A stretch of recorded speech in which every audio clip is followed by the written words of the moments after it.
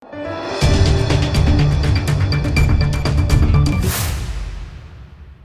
દર્શક મિત્રો, આપ જોઈ રહ્યા છો લોકમૈત્રી ન્યૂઝ. હું છું એન્કર અમિતા પટેલ. હવે જોઈએ અગત્યના સમાચાર. યાત્રાધામ અંબાજી ખાતે માતાજીના પ્રાગટ્ય દિવસની ભવ્ય ઉજવણી કરવામાં આવી હતી. શક્તિ ભક્તિ આસ્થા એવું ત્રિવેણી સંગમ યાત્રાધામ અંબાજી ખાતે આજે માતાજીનો પ્રાગટ્ય દિવસ હોય પહેલી સવારથી જ ભક્તો માં અંબાના દર્શન કરવા લાઇનમાં જોડાઈ ગયા હતા. વહેલી સવારે 6 વાગે મંગળા આરતી કરવામાં આવી હતી. માતાજીના પ્રાગટ્ય દિવસ હોય ભક્તોમાં દર્શન કરવા આતુરતાથી સવારે લાઇનમાં રાહ જોઈ રહ્યા હતા. મંદિર ખુલતા દર્શન કરતા ભક્તો ખીલી ઉઠ્યા હતા. બપોરે 12 કલાકે આખા અંબાજી નગરમાંની ભવ્ય શોભાયાત્રા નીકળવામાં આવી હતી. આજ શોભાયાત્રામાં હજારોની સંખ્યામાં ભક્તો ઉમટી પડ્યા હતા. માતાજીની શોભાયાત્રા હાથીઘોડા, માતાજીની પ્રતિમા અને બાલ કલાકારોની પણ સવારીઓમાં શોભાયાત્રામાં જોવા મળી હતી.